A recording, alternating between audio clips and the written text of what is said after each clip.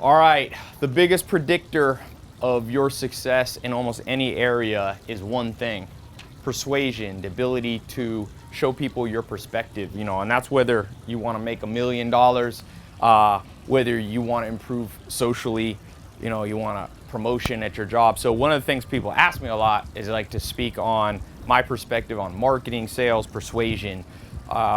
So I thought I'd shoot it here in my house. A lot of people think this is a green screen, but it's just a very bright, sunny day in Hollywood. So the first thing that I always think about when it comes to $1 million marketing, $1 million persuasion, is these 25 cognitive biases. There's about 25 things that make people decide anything, and it's not what you think. There's a good book called Getting More by this Wharton professor, and he says something very interesting. So if you're trying, let's say you have an idea, you're an entrepreneur, you're going to be an entrepreneur, you got a new product you want to sell, you're the next Bill Gates, the next Mark Zuckerberg.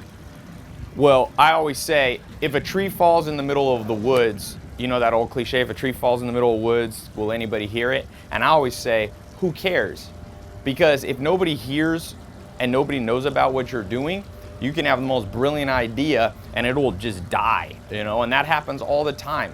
A lot of the products that you see out there at the store or online aren't necessarily the best. Now, ideally, you can have a good quality product, a good quality service, and at the same time, be able to be good at marketing.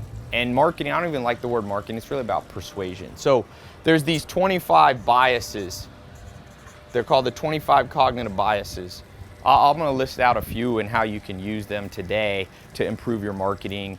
And if you're not an entrepreneur, you can still use this. You can use this to make people like you more. And I don't mean that in like a cheesy way, but let's say you need to network and meet a certain person who has access to something you need, whether it's your boss, whether it's, you're in the entertainment industry, you need to meet new people.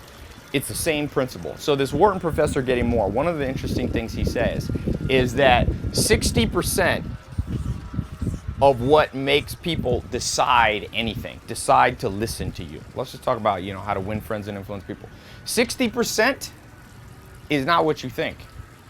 It's what they think of you as a person. It's not even what you're saying. It's what they think of you as a person. Do they like you? People are fickle.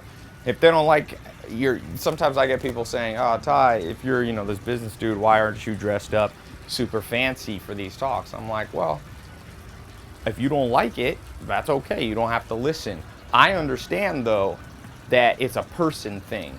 It's the basis of all persuasion. That's why most big businesses, most awesome things are built around some figurehead.